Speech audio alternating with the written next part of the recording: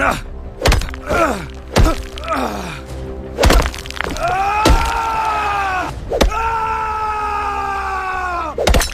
1713 সাল বাংলার ইতিহাসে এক নতুন যুগের সূচনা। এই বছরই মুর্শিদ কুলি খান বাংলার নায়েব সুবাদার হন, কিন্তু এটি ছিল শুধু একটি প্রশাসনিক পদোন্নতি নয়। এই সময় থেকে তিনি কার্যত স্বাধীনভাবে বাংলার শাসন করতে শুরু করেন। এর আগে বাংলার উচ্চপদস্থ কর্মকর্তাদের নিয়োগ করতেন দিল্লির মোগল সম্রাট, কিন্তু মুর্শিদ কুলি খান সেই প্রথা ভেঙে দিয়ে নিজের পছন্দ মতো কর্মকর্তাদের নিয়োগ দিতে শুরু করেন। শুধু তাই নয়, প্রাদেশিক প্রশাসনের অন্যান্য বিষয়েও তিনি স্বাধীনভাবে সিদ্ধান্ত গ্রহণ করতেন। অবশেষে 1717 সালে তিনি বাংলার পূর্ণ সুবাদার হিসেবে স্বীকৃতি পান।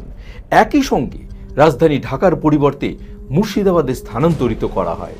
যদিও দেওয়ানি দপ্তর মুর্শিদাবাদে আসার পর থেকেই রাজধানী স্থানান্তরের প্রক্রিয়া শুরু হয়েছিল।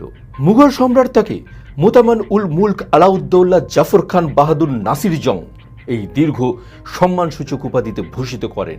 1727 সালের 30 জুন মৃত্যুর আগে পর্যন্ত তিনি এই পদেই বহাল ছিলেন। ইতিহাসবিদদের মতে 1717 থেকে 1727 এই 10 বছরে বাংলায় মোগল সাম্রাজ্যের প্রত্যক্ষ কর্তৃত্বের প্রভাব পায় অদৃশ্যই হয়ে যায়। বাংলা কার্যত স্বাধীন প্রশাসনিক সত্তায় পরিণত হয়। মুর্শিদ কুলি খানের শাসনের অন্যতম বৈশিষ্ট্য ছিল কঠোর আইন শৃঙ্খলা। তার ভয়ে চুরি ও ডাকাতি অনেকটাই দমন হয়েছিল। এই কাজে তার বিশ্বস্ত সহকারী ছিলেন মোহাম্মদ চান। তিনি একটি ছোট বাহিনী নিয়ে রাজ্যের বিভিন্ন এলাকায় টহল দিতেন। তাদের হাতে থাকত ধারালো কুরুল।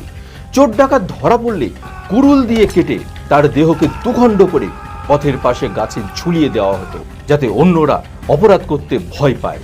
তবে আশ্চর্যের বিষয়, এত বড় বাংলা, বিহার, উড়িষ্যা প্রদেশের রক্ষার জন্য তার সেনাবাহিনীতে ছিল মাত্র 6000 সৈন্য, তার মধ্যে 2000 অশ্বারোহী এবং 4000 পদাতিক। এত অল্প বাহিনী নিয়ে তিনি সম্রাট ফারুক শিয়ারের প্রেরিত রশিদ খানের বাহিনীকে পরাজিত করেন। এছাড়াও বিদ্রোহী জমিদারদের প্রতি তিনি ছিলেন অত্যন্ত কঠোর। সীতারাম রায় এবং উদয়নারায়ণ রায়ের বিদ্রোহ দমন তার উল্লেখযোগ্য উদাহরণ। এই ঘটনাগুলি ঘটেছিল 1713 থেকে 1714 খ্রিস্টাব্দের মধ্যে। মুর্শিদ কুলি খানের শাসন বাংলার প্রশাসনিক ইতিহাসে এক গুরুত্বপূর্ণ অধ্যায়, যেখানে কঠোর শাসন, আর্থিক শৃঙ্খলা এবং কার্যত স্বায়ত্তশাসিত প্রশাসনের ভিত্তি গড়ে উঠেছিল। ভিডিও কেমন লাগছে সেটা অবশ্যই কমেন্ট করে জানাবেন। আর এই ধরনের নিত্য নতুন বিভিন্ন ঐতিহাসিক ঘটনার সাক্ষী হতে মানস বাংলা সাবস্ক্রাইব এবং ফলো করতে ভুলবেন না যেন।